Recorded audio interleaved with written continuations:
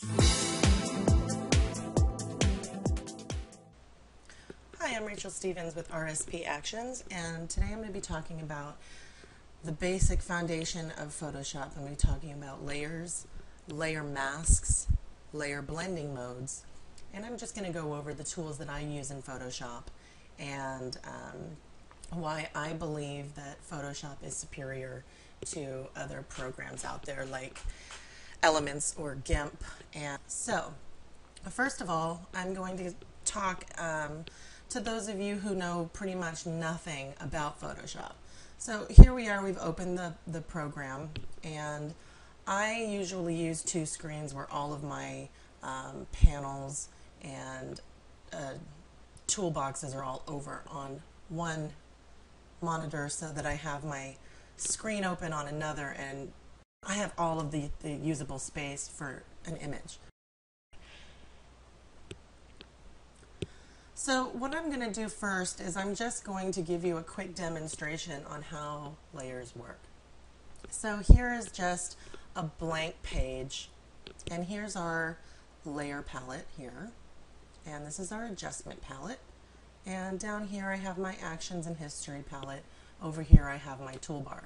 Now you can arrange these any way you want, and then you can save them workspace, new workspace, and you can name it whatever you want. And then it'll come up right in here and you can pick whatever workspace you want. For example, right now I'm on Camtasia because that's what I'm using to record this video with. So all of my palettes and tools are going to be on the same page with everything else, since I can't record both screens at once. So every time you open up an image or you want to start working on a blank canvas or a blank page, it's your background layer. So just to demonstrate the functionality of layers, I'm just going to go down here and I hit new layer. You can always go up here, layer, new, layer. And then I'm just going to use my brush, and I'm going to show you my very messy handwriting. And I am going to make an R, and then a new layer, A,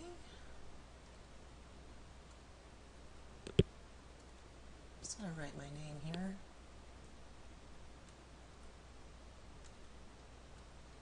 Okay, so here's my name, and these little eyes, these turn the visibility on and off from the layer. So now you see it, now you don't, and you can go to any one. So they're layered on top of each other as if you had a piece of paper on the bottom and then layers of cellophane on top. So these layers here you can see through. And let's say I wanted to hide the E and I wanted to make the A a little bit less dark. Then here you can use your transparency or your opacity to control your transparency. So there's 0%, you can't see it, and there's 100%, you can't see it. Go down to here, and there you go. So you can imagine the options that are opening up to you now that you're starting to understand what can be done with layers. I'm going to go ahead and close this, and I'm going to show you an image that I shot at a workshop in LA of lovely Lori, and this has already worked, and I'm just going to demonstrate usage of layers and layer masks here. So say for example that I wanted to put a texture over this, and when I say texture I mean I want to put, let me just show you. So here's a picture of some texture, and I'm just going to transform tool it to lay completely over my image. And I discussed blending modes. Now you can see that this image here is now over my image of Lori. So it's covering it. So Lori, this bottom background layer is that piece of paper that was on the bottom, and that we can treat every layer on top as a piece of cellophane. So this is just a covered piece of cellophane, and we can adjust the transparency with this opacity slider here. If you wanted kind of a faded look, that's kind of cool. What's so cool about Photoshop is, well, one of the many things that is so cool about Photoshop is that each layer has a blending mode. So you can play around with all of these modes. I tend to use multiply, screen, color dodge, overlay, soft light, color, and luminosity. Those are my favorites. Those are my go-to blending modes. But let me just demonstrate what this does. So let's go to overlay here. So you can see how overlay has changed the way that this layer behaves. Now it's made it transparent so you can see the image beneath it, but it's also made it kind of wrap in and layer over that image with the texture that you put over it. So let's go ahead and look at it before, and then we'll go ahead and look at it after. Or you can always turn this off if you want to see your original and turn this back on. So I'm really liking how the texture is warming up her skin, and I love what it's doing back here, but clearly it's too much. So I'm going to go to this opacity slider here where I can fiddle with the transparency. I'm going to bring it down to where I like it better, which is about right there. And then turn it off, turn it on. I do a lot of this back and forth so I don't get lost and forget what the skin tone should be and make it too orange or too blue. Now, I'm loving what's going on here with this layer overlaid on top, but I'm really not liking the texture in some of her skin. So what we're going to do is we're going to go to Layer, Layer Mask, and we're going to say Reveal All. Now that's going to give us a white mask. Now what this does is you got your piece of cellophane that's covered with a texture or an image, and now we've got the blending mode set to overlay, which is telling the layer to give it a certain amount of transparency in a certain way with these darknesses and the way it's wrapping around the image to show the bottom background layer through. And we've adjusted our opacity for the transparency to how much of that layer we want to show. But here, what this allows us to do, this allows us to grab our brush tool, and this allows us to paint away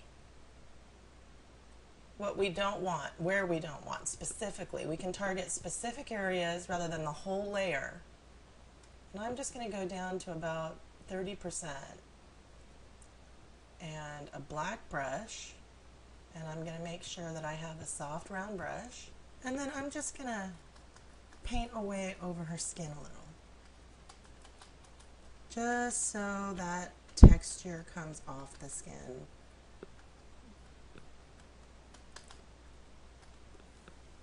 And I might kind of just fade this out a little bit. So now you can see our piece of cellophane.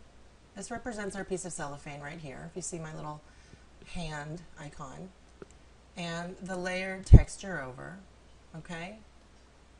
And this is linked now to a layer mask, which is allowing us to specifically target areas within this layer that we want to get rid of. We want to paint away. We want to hide. The beauty of this is that we can bring it right back. It doesn't affect the pixels, it doesn't get rid of them forever, it's just hiding them. So let's say we want a little bit more in here. Well, you just flip over that color over here, you make a brush white, and then you just paint back in. So you'll hear me a lot in video tutorials and in workshops talk about blending and using the reference of an artist painting. And this is exactly the same thing.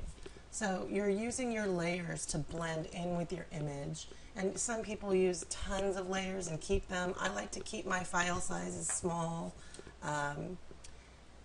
just because of the volume of images that I do every year.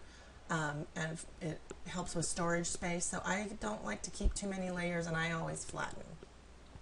So for this particular image, I'm not going to keep the overlay. I was just using it as an example to show you. But what we can do, I'll do another demonstration for what layers are good for within retouching itself. So let's say we're really not liking what's going on back here in the hair. We want to smooth that out and clean it up. So what I'm going to do is I'm going to duplicate my layer. So you can go up here, you can go layer, duplicate layer, or you can, what I always do is Control or Command J, or you could drag it down to the layer icon. Lots of ways, like I said, lots of ways to do stuff in Photoshop. So now let's say we're going to go ahead and we're going to deal with this back here. So I'm going to go up to Filter, I'm going to go to Blur, Gaussian Blur, and I'm going to just blur the heck out of it. There we go. And whenever I blur, I always add a little noise. I'll do, let's see here, about 1 point. Let's see, noise. Let's do 1.8. And then I'm going to go to Layer, Layer Mask, and this time we're going to hide all. So you're probably thinking, well, what the heck, it didn't do anything. Well, remember when we painted over the white layer mask and it began to hide things, and then you saw my black brush strokes? Well, this hides everything. So what we're going to do is we're going to use a white brush and we're going to paint back in what we want. So I'm going to grab a soft round brush and I am going to just paint in the area that I want to affect. So you can see over here where it's starting to turn white, it's just recording, it's showing my brush strokes. So now this is, imagine this being a black piece of cellophane over the image, and then you have an eraser and you're erasing and painting it away. So now some of it's coming out visible. And you can go in anywhere that you want that blur to add that blur. Go in as small as you want, intricate as you want, anywhere around the image. You can even go in on the skin if you want.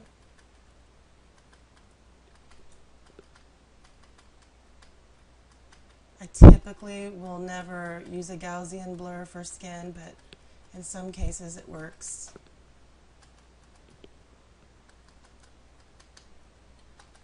Okay, so we've gone ahead and you can see all the white marks in here. That's everywhere within the image that we have now brought in that blur or revealed it. So I'm going to turn it off. That was before, and there it is with it. Now say this is just really too much. Well, instead of getting rid of it and doing it again with a lower Gaussian blur filter, you can just grab your opacity slider and you can pull it back, bring some of the bottom layer up. So you see that? And if you look right in here at the hair, here's 100%, here's 0%. and you just blend it in. There you go. So when I use opacity sliders, I imagine my canvas as an artist. I imagine this is how I am blending my colors. When you're blending your layers together, it's like an artist blending and their paint. So once I'm happy with that, then I'll just go ahead and Command or Control Shift E, and that'll flatten it. And then there it is, that's done. Now it is part of the image. And for those of you that aren't comfortable deleting or flattening, you can just keep it and just keep working above it. I always like to flatten because I shoot raw, so I know that if anything happens, you know, once I close this, it's done. It's all recorded. This is now my image. So knowing that I shoot raw, if I go in and give it to my client and my client wants something changed, maybe it was too much, and I need to go back to my original file to bring back some of the detail or whatever from the original image, I can always open up my raw file right here from Photoshop, open it up, copy it, paste it right over this layer, and blend in what the client wants back. So I will show you that in a moment, but I wanted to talk to you really quickly about tools. So the tools that I use my lasso tool, I use my eyedropper, I use patch tool, I will sometimes use these, never ever use red eye, and these tools here are used for cleaning up skin and removing imperfections, getting cords out of the way, stuff like that. The lasso tool I use for retouching. Specifically, I use it for body contouring. I really don't ever use the clone tool. A lot of people do. I don't really use that anymore. But this also is a popular retouching tool. So if you do tutorials or read books on retouching, you'll see a lot of people using this. I use my brush, obviously. I just showed you that one. I don't use eraser very much because I am big on using layer masks, like I just showed you. What I love about layer masks as opposed to actually erasing something is when you're using layer masks and you're hiding things in the image, you're not getting rid of it. You can always paint it back in. You're not deleting it. It's not changing the actual original image that you're layering on top. It's just hiding it. Smudge tool, we don't use this too much. This is your dodge tool, burn tools. I use these a lot, all three of these. Sponge tool will saturate and desaturate. Burn tool will burn in shadows and darks. Dodge tool will bring out your highlights and lights. And here you have your colors. And if you double click, you can grab your color picker, and I'll show you in another tutorial more of how to use this for fixing skin tone, etc. So now that we've gone over tools that we use, I'm just going to show you for demonstration's sake how blending modes can be used on actual images. So I'm going to duplicate this layer by Control or Command J. And then I'm going to go ahead and I'm going to hit screen. Now I'm going to turn this off, and you can see if you look in the lights, like in the hair, in the eyes, when you do screen, this is a really cool way that you can bring out highlights. So if I go layer, layer mask, hide all, then I can go back in with my brush and on white paint, and I can just hit your bracket keys. Left bracket key makes your brush smaller, right bracket key makes it larger. Hit your Z key, zoom. B is brush. You see, if I just brush in some of that in here,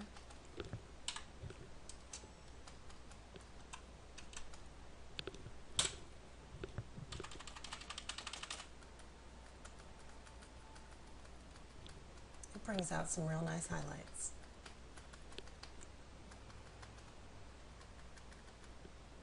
You want to go easy with skin when you use screen though.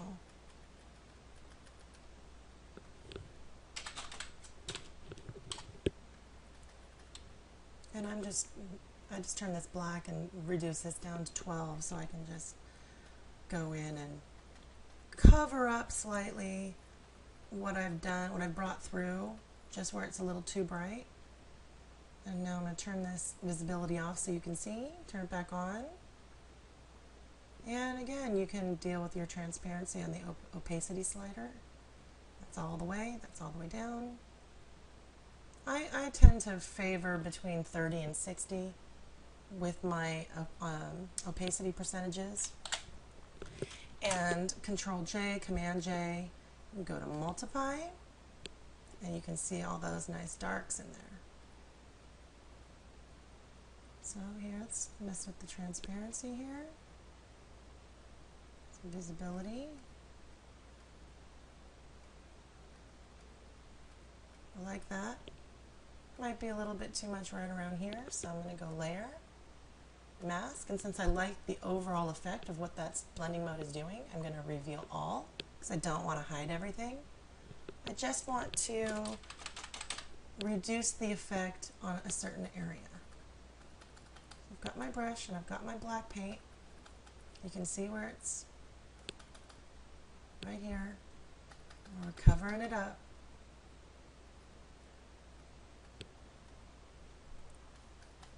Might be a little bit too much.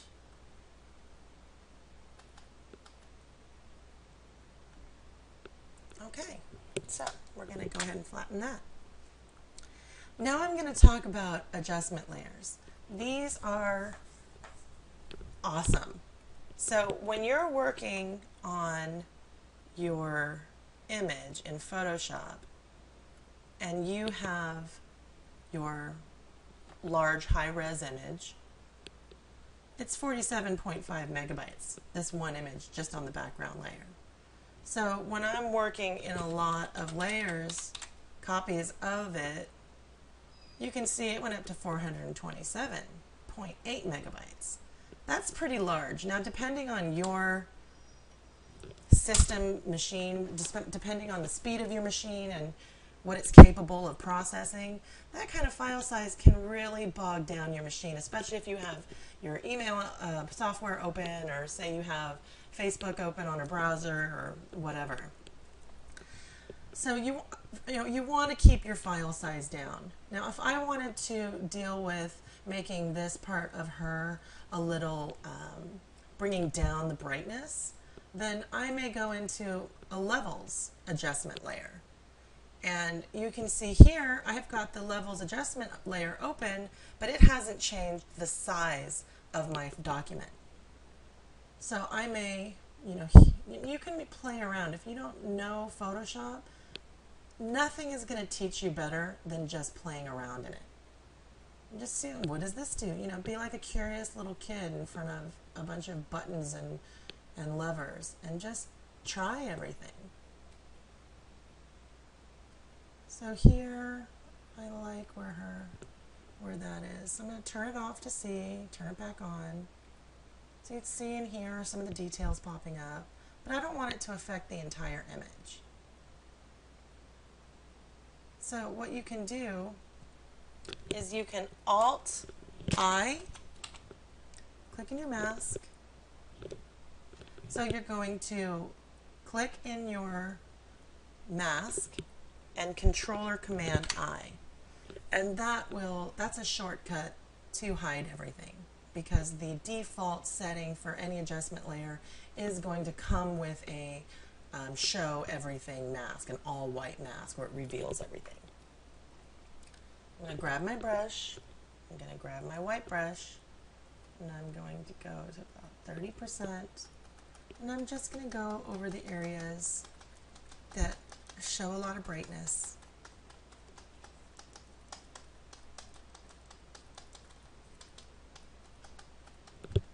So here you see it's a very subtle adjustment, which of course when you're working images you want it to be subtle. you don't want anything too dramatic. If you do go dramatic, you want to get there in steps because you don't want to jeopardize the integrity of the image. And it's very easy when you're looking at an image for a length of time and you're treating it and treating it and treating it, and then next thing you know, it looks great to you, you shut it down, you walk away, you come back, and it looks like a Twilight vampire when you come back. So it's always good to go in small steps, and then when you're feeling good with it, stop, walk away, and then come back and look at it. So let's just, for demonstration's sake, open up several different adjustment layers, and we'll just kind of mess around with them a little bit. So here we'll have a warming filter, and here we'll mess with the reds, and here we'll pull some shadows. Here we'll make it brighter. Okay, so this looks awful. I wouldn't normally do this, but just for demonstration's sake, I wanted to show you when you're using your adjustment layers, how it's not affecting your file size. So here I'm on brightness contrast. So up here is the brightness contrast option sliders. Curves, here it is. And you have this cool little guy here. We'll get into curves more. A lot can be done with curves. Curves is can be very confusing. I know it was for me for a long time. So I'll do a separate tutorial on that, and we'll work on that. If you're doing a workshop with me, we'll work on that together for a while too. So we'll hit this later. Color balance, you can see all these pop up, photo filter. So even though we've made adjustments to the images, to each layer adjustment, even though we've affected the image, it hasn't affected our file size. And when you turn them off, it hasn't affected our background image. So they're just layered on top. And you can mess with the opacity, you can do blending modes. So there you go. Actually, it doesn't look too bad. So I hope that you're getting an understanding on how layers work. If you have any questions, you can always shoot me an email at rspevents@gmail.com, or you can find us at Facebook at facebook.com/rspactions. Got lots of actions for sale and video tutorials, and I look forward to addressing any of your questions and concerns. Thanks so much for watching my video, and hope to see you again. Bye-bye.